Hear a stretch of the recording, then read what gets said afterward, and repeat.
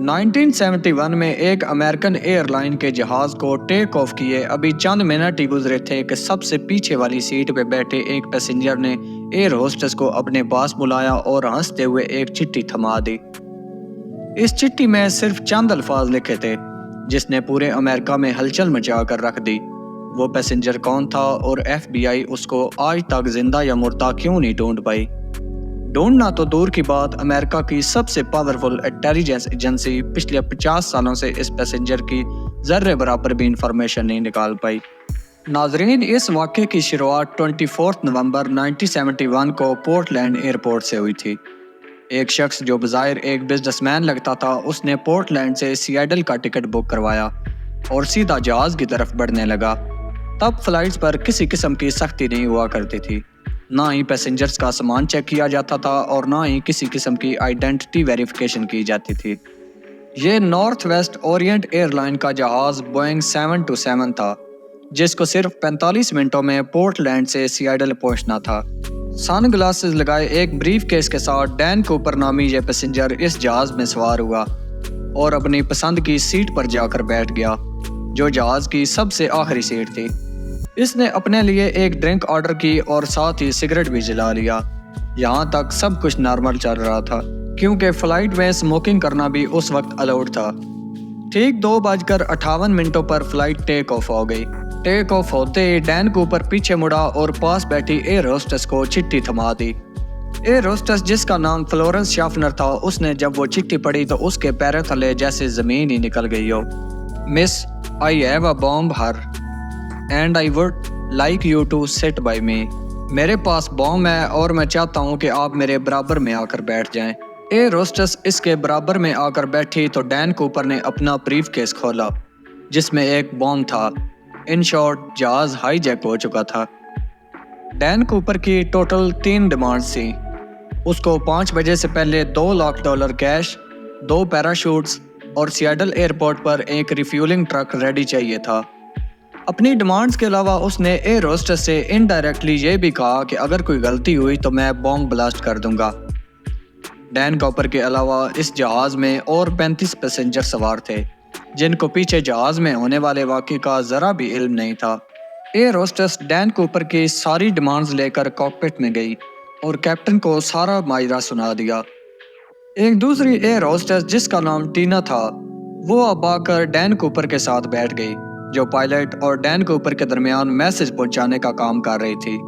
یاد رہے کہ یہ امریکہ کی ہسٹری میں ہونے والا سب سے پہلا پلین ہائی جیک تھا، اس لیے لوکل اتھارٹی اور ایف بی آئی نے فیصلہ کیا کہ ہائی جیکر کی ساری ڈیمانڈز کو پورا کیا جائے۔ ظاہر ہے اتھارٹیز کو بھی معلوم تھا کہ ڈین کوپر ان سے بھاگ کر زیادہ دور نہیں جا پائے گا۔ فلائٹ جس کو صرف 45 منٹوں میں سیاٹل لینڈ کرنا تھا، اب وہ اگلے 1.5 گھنٹے تک ایئرپورٹ کے گرد گردش کرتی رہی اور باقی 35 پیسنجر جو اس معاملے سے ناواقف تھے ان کو بتایا گیا کہ ٹیکنیکل ایشو کی وجہ سے لینڈنگ میں دشواری ہو رہی ہے۔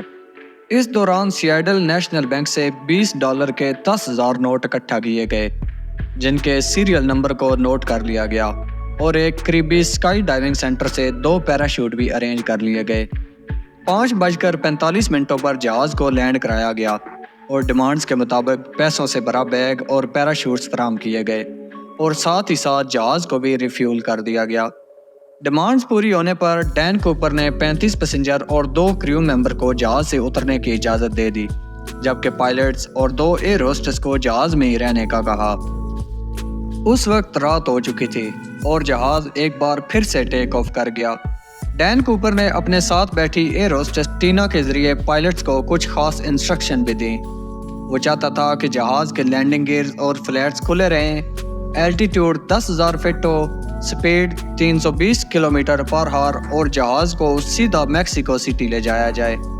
پائلٹس نے باقی تمام ڈیمانڈز تو پوری کر دی لیکن جہاز کو سیدھا میکسیکو لے جانا فیول کی وجہ سے پاسبل نہیں تھا، لہٰذا پائلٹس نے ڈین کوپر کو ریفیولنگ کے لیے 2 آپشن دیے، رینو یا فینکس۔ ڈین کوپر رینو پر راضی ہو گیا۔ دوسری طرف لوکل اور فیڈرل اتھارٹیز بھی اپنا کام کر رہی تھیں۔ 2 فائٹر جیٹ کو جہاز کے پیچھے روانہ کیا گیا لیکن وہ اتنی سلو سپیڈ مینٹین نہیں کر پا رہے تھے، اسی وجہ سے انہوں نے جہاز کے گرد چکر لگانا شروع کر دیے۔ رات کے اندھیرے میں جہاز رینو کی طرف روان رہا تھا۔ اتنے میں پاس بیٹھی ایئر ہوسٹس کو ڈین کوپر نے کاکپٹ میں جانے کا کہا، جہاں 2 پائلٹ اور فلائٹ اٹینڈنٹ موجود تھی۔ ٹینا کاکپٹ کا دروازہ بند کرنے کے لیے پیچھے پلٹی تو اس نے بس اتنا دیکھا کہ ڈین کوپر اپنی کمر پر کچھ باندھ رہا تھا۔ اس کے بعد جہاز کی سیڑھیاں کھلی اور ڈین کوپر نے چھلانگ لگا دی۔ اس کے بعد جو کچھ بھی ہوا پچھلے 50 سالوں سے ڈسکس کیا جا رہا ہے۔ 3 گھنٹوں کے بعد جہاز جب رینو پر لینڈ ہوا تو پورا جہاز اچھی طرح چیک کیا گیا، لیکن جہاز میں نہ ہی وہ شخص تھا اور نہ ہی بوم مل سکا۔ نہ صرف اس جہاز میں بلکہ اس کے بعد بھی ڈین کوپر کا کوئی پتہ نہ چل سکا، نہ ہی زندہ اور نہ ہی مردہ۔ آخر ڈین کوپر کون تھا اور پورے امریکہ کی آنکھوں کو دھوکہ دے کر وہ کہاں چلا گیا؟ یہ کیس فیڈرل بیورو انویسٹیگیشن کا وہ کیس ہے جس کو آج تک بند نہیں کیا گیا۔ ڈین کوپر کو کسی نے پلین سے جمپ کرتے تو نہیں دیکھا تھا، لیکن سٹیئر کیس کھلا رہ جانے کی وجہ سے یہ بات کلیئر تھی کہ اس نے سیاٹل اور رینو کے بیچ ہی کہیں چھلانگ لگائی تھی۔ ایف بی آئی نے جہاز میں ثبوت تلاش کرنا شروع کر دیے، لیکن بدقسمتی سے ان کو ڈین کوپر کی ٹائی، 8 سگریٹ پیڈز اور 2 میں سے 1 پیراشوٹ ملا جو ڈین کوپر پیچھے چھوڑ گیا تھا، حتیٰ کہ کسی کے پاس اس کی فوٹو تک نہیں تھی۔ پیسنجرز اور کریو ممبرز کے انٹرویو لینے کے بعد ڈین کوپر کے حساب سے اس کا اسکیچ بنایا گیا۔ اس سے پہلے کہ اسے سیاٹل اور رینو کے بیچ تلاش کیا جاتا ہے، ایف بی آئی کو یہ جاننا تھا کہ اس نے ایگزیکٹلی کون سی جگہ پر پلین سے جمپ کیا تھا۔ یہ جاننا زیادہ مشکل نہیں تھا کیونکہ جہاز آٹو پائلٹ پہ تھا، یعنی جس بات پہ جہاز فلائٹ کر رہا تھا وہ آلریڈی ریکارڈڈ تھا۔ جہاز کی سپیڈ اور الٹیٹیوڈ تو معلوم تھا ہی، ساتھ فلائٹ ریکارڈڈ کی مدد سے معلوم پڑا کہ جہاز کا سٹیئر کیس 8 بج کر 10 منٹوں پر کھلا تھا۔ ان تمام انفارمیشن کی بیس پر ڈین کوپر کی ڈراپ لوکیشن کا اندازہ لگا کر ایک سرچ ایریا ڈیفائن کیا گیا۔ یہ 45 اسکوائر کلومیٹر ایریا گھنے جنگلات اور پہاڑوں سے گھرا ہوا ہے۔ ایریل ٹیم اور لینڈ سرچ ٹیم نے اس جگہ کا چپا چپا چھان لیا، لیکن نہ ہی ڈین کوپر کا کچھ نام و نشان ملا اور نہ ہی بریف کیس اور نہ ہی کوئی پیسے، حتیٰ کہ اس سارے علاقے میں اتنی سردی تھی کہ سب کو لگا کہ ڈین کوپر مر گیا ہوگا۔ لیکن اس کے بعد جو ہوا وہ ایف بی آئی کے وہم و گمان میں بھی نہیں تھا۔ امریکن ہسٹری میں پہلی بار ایسا ہوا کہ ایف بی آئی نے اس کیس کے لیے پبلک کی مدد لینا شروع کر دی۔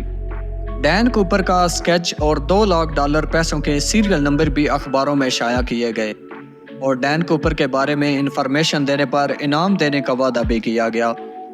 ان کا خیال تھا کہ ڈین کوپر اگر زندہ ہوگا تو وہ پیسے کہیں نہ کہیں ضرور خرچ کرے گا، لیکن حیرت انگیز طور پہ اس سیریل نمبر کے نوٹ کبھی بھی کہیں بھی دیکھنے کو نہ ملے۔ معاملہ ابھی ختم نہیں ہوا تھا۔ قریب 9 سال کے بعد یعنی 1980 میں ایک واقعہ ہوا۔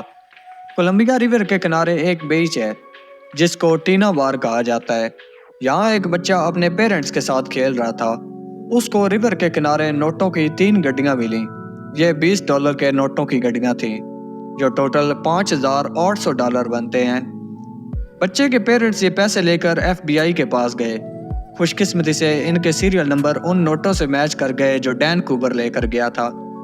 ڈین کوپر ہائی جیکنگ کیس میں 9 سالوں کے بعد یہ پہلی پروگرس تھی، لیکن بجائے کیس سالو کرنے کے اس واقعے نے مزید کیس کو الجھا کر رکھ دیا، کیونکہ یہ پیسے ڈراپ لوکیشن سے قریب 27 کلومیٹر دور پائے گئے تھے۔ پہلے یہ سمجھا گیا کہ یہ پیسے ڈین کوپر سے ہی اس ریور میں گرے ہوں گے جو وہاں سے بہتے ہوئے کولمبیا ریور تک آ گئے، لیکن بعد میں نوٹس کیا گیا کہ کولمبیا ریور تو اپوزٹ ڈائریکشن میں بہتا ہے، یعنی یہ پیسے کسی صورت بھی ٹینا بار سے بہ کر کولمبیا ریور تک نہیں پہنچ سکتے۔ ایف بی آئی کے لیے تو یہ معاملہ سلجھنے کی بجائے الجھتا ہی جا رہا تھا۔ نہ صرف اتنا بلکہ ٹینا بار بیچ جہاں سے یہ پیسے برآمد ہوئے تھے، یہاں 1974 میں کچھ کھدائی کا کام کیا گیا تھا۔ ہائی جیکنگ کے 3 سالوں کے بعد ٹینا بار کے بیچ کے کنارے پر ایکسٹرا ریت ڈالی گئی تھی اور ملنے والے پیسے اس ریت کے اندر پائے گئے تھے۔ اس نئی انفارمیشن سے یہ ظاہر ہوتا ہے کہ ڈین کوپر یا اس کے کسی ساتھی نے جان بوجھ کر کیس کو الجھانے کے لیے 3 سال بعد ٹینا بار بیچ پر آ کر یہ پیسے دفنائے تھے۔ اس کیس کو لے کر ایف بی آئی نے ڈین کوپر جیسے دکھنے والے لوگوں سے انویسٹیگیشن کی، لیکن کوئی خاطر خواہ سراغ نہ مل سکا۔ کئی تھیوریز یہ بھی کہتی ہیں کہ ڈین کوپر شاید کوئی ٹرینڈ ملٹری کمانڈو تھا، کیونکہ جو پیراشوٹ وہ ساتھ لے کر گیا تھا وہ ایک ملٹری پیراشوٹ تھا اور اس کو آپریٹ کرنا اس پیراشوٹ سے زیادہ مشکل تھا جو وہ پلین میں ہی چھوڑ کر گیا تھا۔ 1980 میں 5,800 کیش ملنے کے بعد بقایا 9,710 نوٹ دوبارہ کبھی نہیں مل پائے۔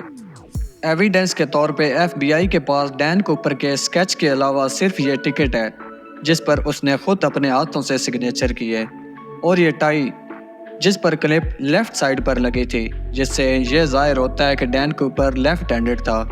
اس کیس نے 50 سالوں سے ایف بی آئی کو الجھا کر رکھا ہے۔ آج بھی ایف بی آئی کی ویب سائٹ پر اس کیس کی تمام ڈیٹیلز موجود ہیں اور اس کیس کی فائل آج بھی کھلی ہے۔ امید کرتا ہوں آپ کو یہ ویڈیو اچھی لگی ہوگی۔ اگر یہ ویڈیو آپ کو اچھی لگی ہے تو میری YouTube channel Khokhar T V کو سبسکرائب کریں اور بیل آئیکن کو دبا دیں تاکہ مزید ایسی ویڈیوز کا تسلسل جاری رہ سکے۔